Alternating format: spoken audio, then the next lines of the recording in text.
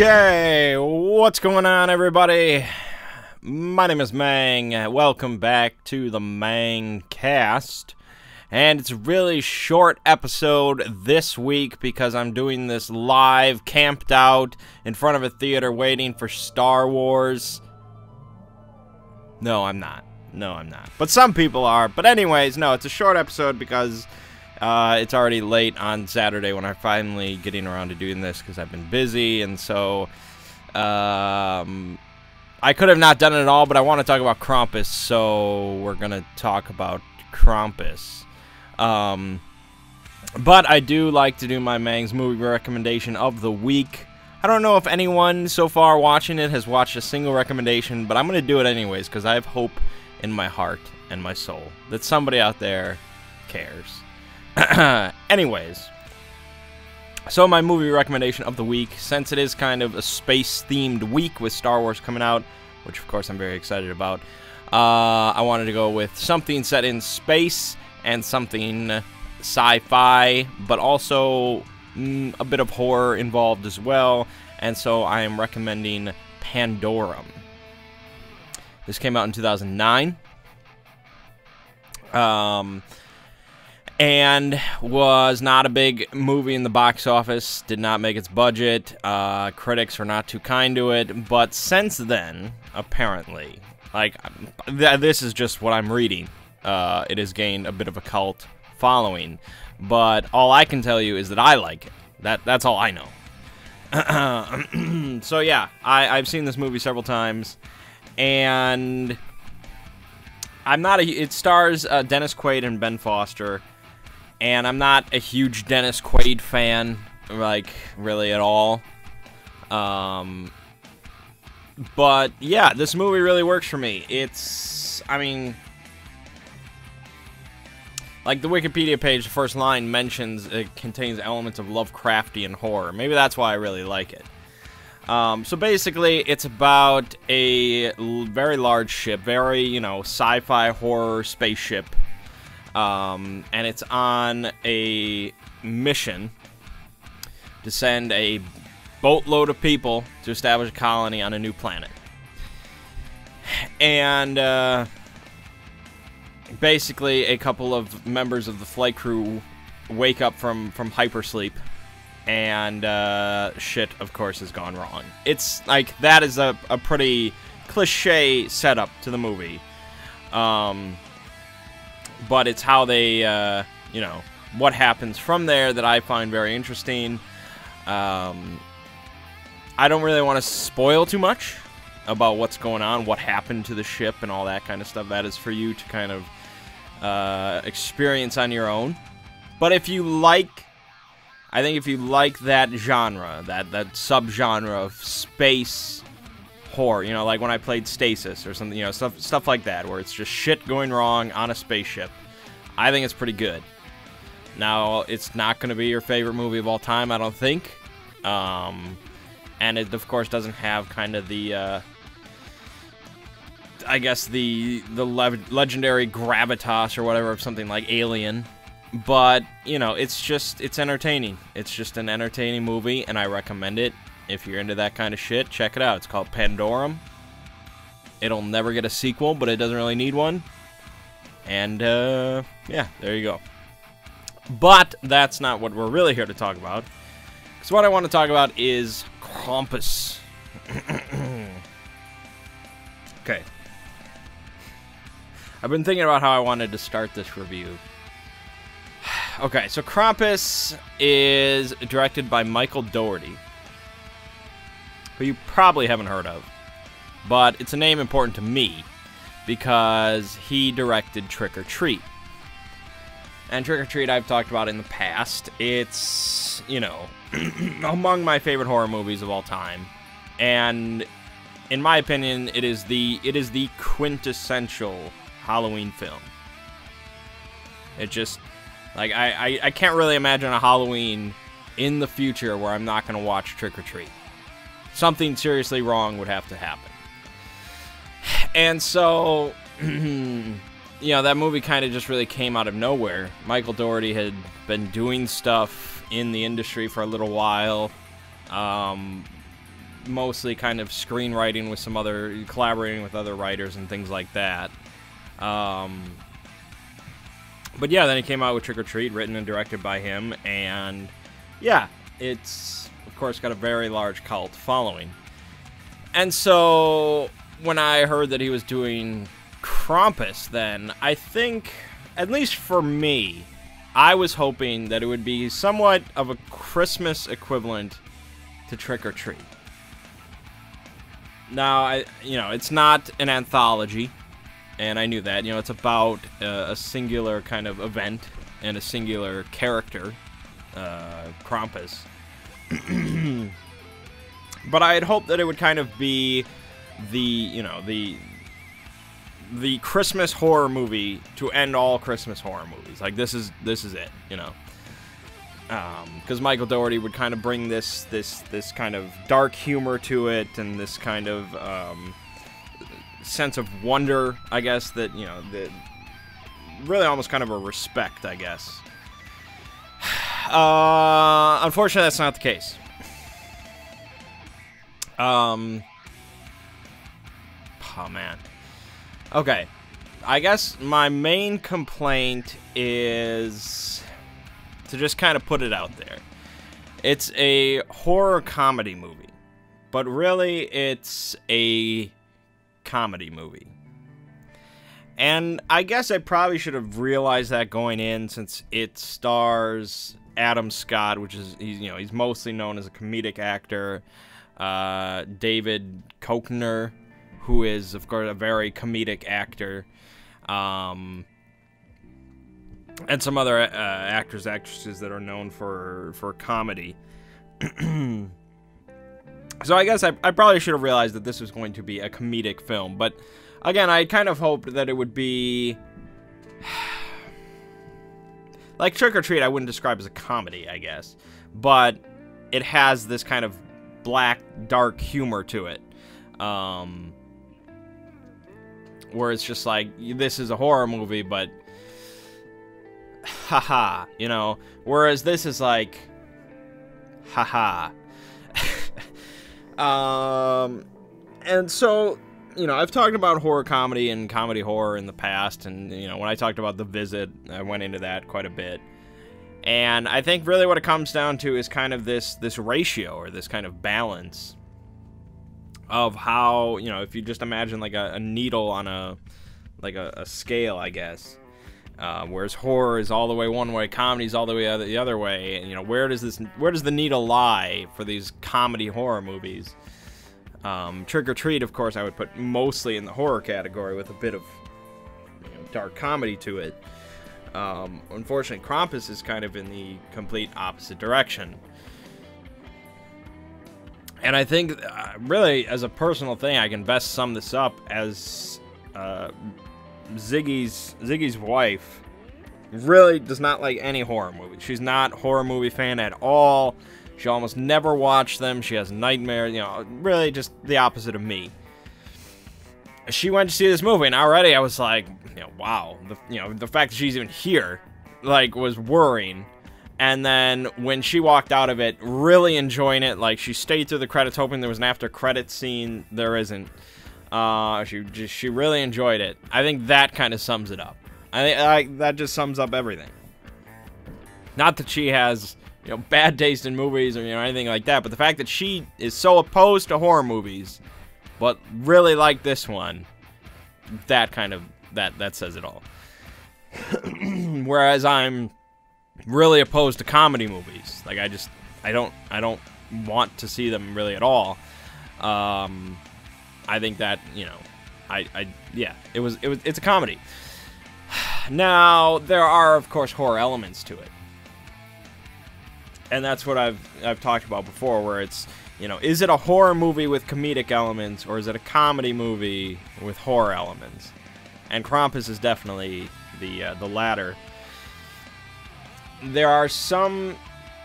Well, for one, it's PG-13, which does not mean that it's going to be not scary or a bad horror movie or anything like that. The Ring remake is PG-13. Insidious is PG-13. There are a bunch of PG-13 horror movies.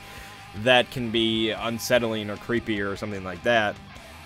But Michael, Trick or Treat was very R. There was plenty of blood and kids getting killed and all sorts of stuff like that. Whereas with Krampus, it just really seems like so many punches were pulled. And as just kind of a statistic, because I was keeping track,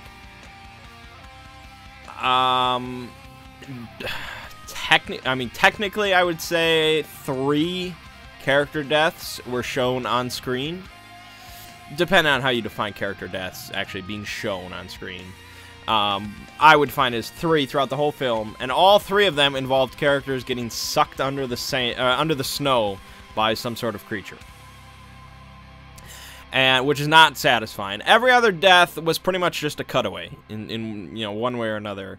One character, there's like a close-up shot of their face, and then it cuts to them looking into like this bag full of like scary Christmas toys and stuff like that, and then it cuts back to their face, and you just hear a scream, and then it cuts to a different scene. Like that's so weak.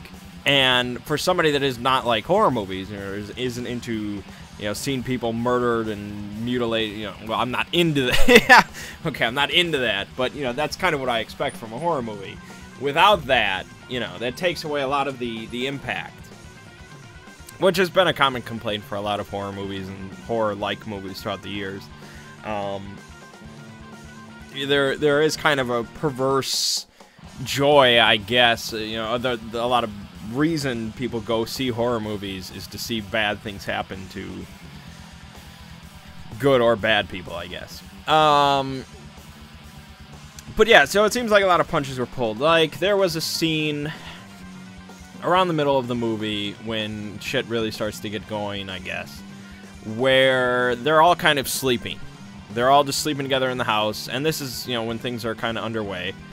And they're supposed to have kept the fire going because that keeps Krampus at bay, and they all fell asleep, and so the fire goes out. And so from the fireplace down the chimney, there comes like this long chain with a hook at the end. And there's like a little like gingerbread cookie like attached to the chain.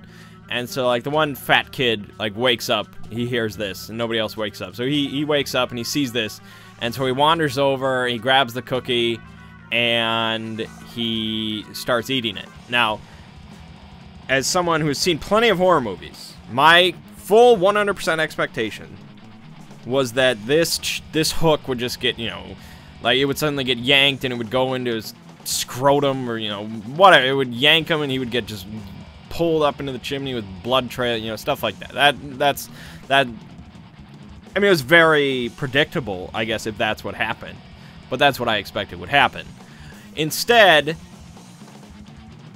a animated gingerbread cookie runs down the inside of the fireplace, grabs the hook and chain, and wraps it around the fat kid, and then he just gets pulled up. Yes.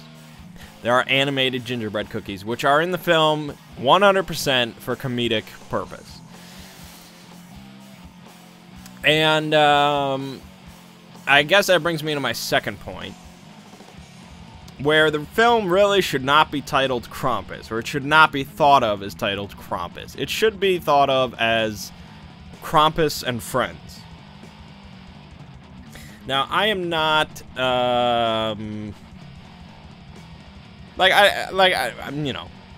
Krampus is not really a thing that I know about. That's not, I was not told stories of Krampus as a child or anything like that.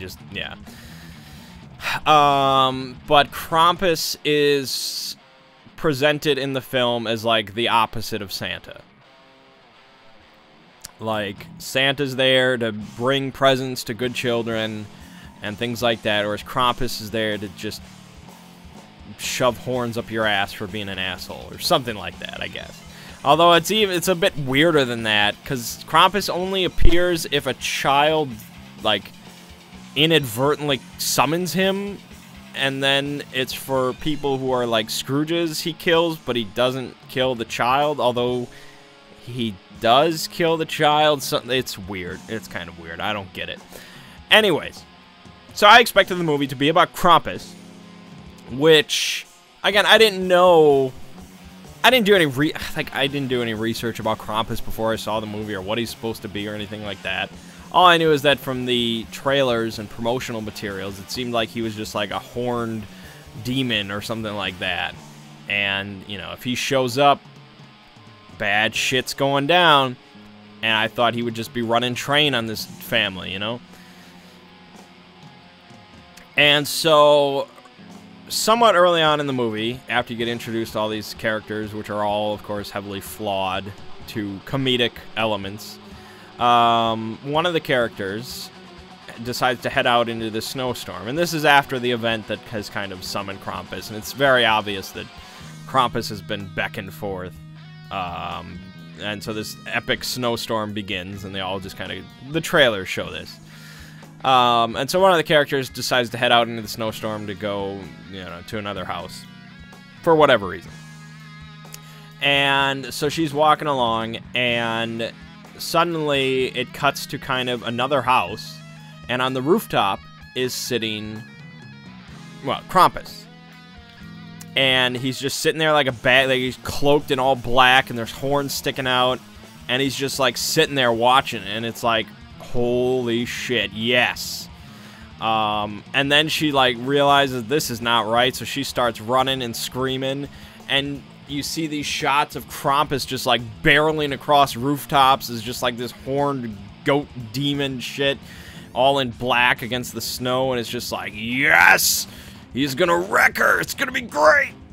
And then that's kind of the last you see of Krampus until much later,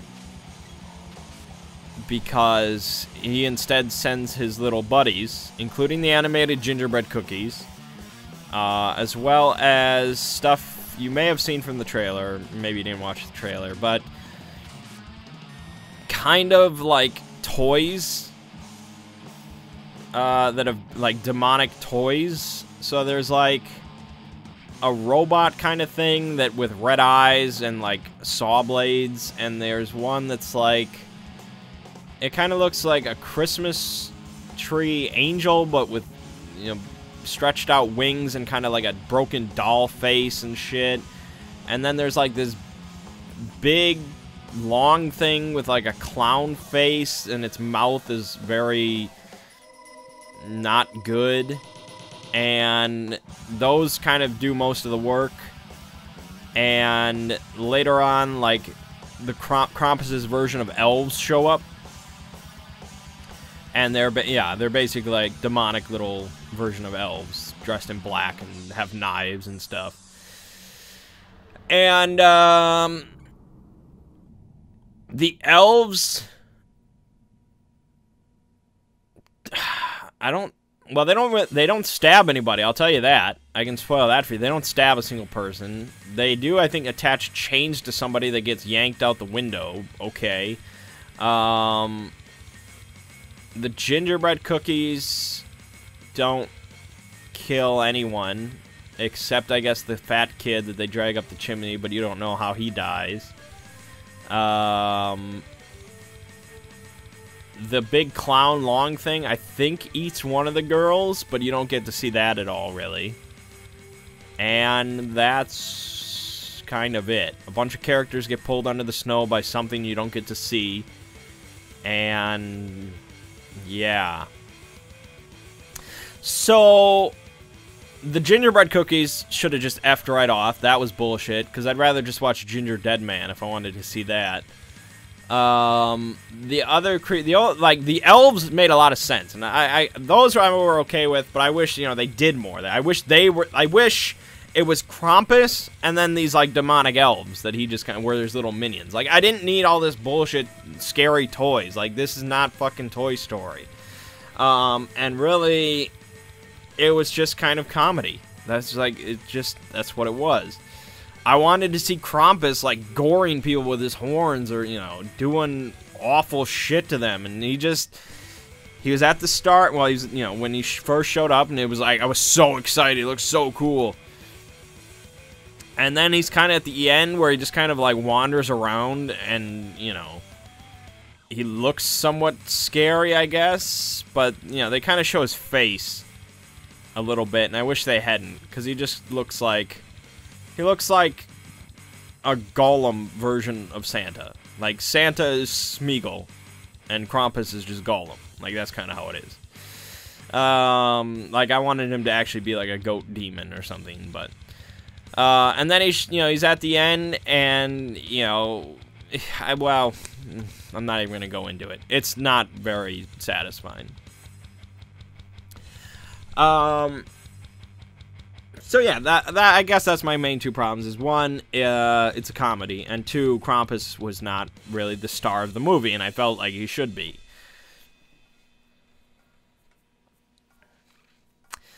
Overall, though, I just wish Michael Dougherty, I guess I kind of expected more. I tend to try not to expect anything from any movie ever. Because that prevents a lot of bias and, you know, things like that. I guess I hoped for more. Because he set such a great precedent with Trick or Treat. And so for this to come out, now, other people in my friends group did really enjoy it. And so, if you're looking for a horror movie, I don't think I can recommend it. If you're looking for a comedy movie with horror elements in a Christmas world, watch Gremlins. But beyond that, sure, maybe you'll like Krampus. It just wasn't for me, because I didn't really think it was that funny. And I guess that's kind of my personal thing, is I don't tend to laugh out loud a lot at almost any movie. So they thought it was hilarious, you know, just kind of the whole concept of, you know, like Ziggy afterwards, he's like, you know, when you make a horror-themed movie around Christmas, you can't help but, you know, poke fun at just the whole spectacle of it all, you know, the whole, how ridiculous it is. And I'm like, well, you know, Black Christmas doesn't really poke much fun at the whole spectacle of the thing. It had a very promising start. I'll say, you know, the opening credits were very good, very brilliant stuff. They just kind of showed, like they poked fun at the just pure ridiculousness of American consumerism during the holidays, of people just stampeding through a store and trampling people and, you know, punching each other over things, and just all well. The most wonderful time of the year is playing over it. Like, the credits, I was really hooked. When Krampus showed up, I was so hyped. Everything after that was just kind of a letdown. So yeah, I mean, I personally can't recommend it based on my opinions, but I think there are people out there, obviously, that will enjoy it. I guess the biggest concern I have with it is that it's not making a whole lot of money, which is a bummer, because, you know, I want Michael Dougherty to make more stuff. I want to give him more chances. I want Trick or Treat 2, but it's made so far about $26 million worldwide against a $15 million budget, so it might just scrape its budget by, probably do all right in, you know, home video sales, but yeah. Yeah. Bummer. Alright, so that, I guess, is going to wrap it up. Again, it was a short episode, but I just wanted to talk about Krampus, because it was kind of a very relevant movie for myself. But next week, we are going to be talking about Star Wars. We're going to I'll give a full review of that. Hopefully that's better than Krampus. That's my hope, but that's not my expectation. No, it's also my expectation. I lied. But alright, my name is Mang. This has been the very short Manggcast / Krampus review from December 12th, 2015. And I'll see you fine folks next week.